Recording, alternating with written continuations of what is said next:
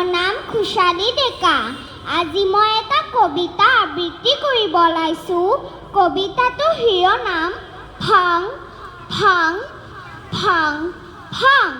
কবি বিষ্ণুপ্ৰসাদ ৰাভা। ভাং ভাং ভাং ভাং লোহাৰ হেকলি ভাং। চিং চিং চিং চিং ডাখৰ বান্ধন চিং। খোল খোল খোল খোল কাৰাৰ ভাতক খোল। ভাং ভাং দুৱাৰৰ ডাং। শুন হাৱা শুন শুন খকিছে ৰণ বিখান।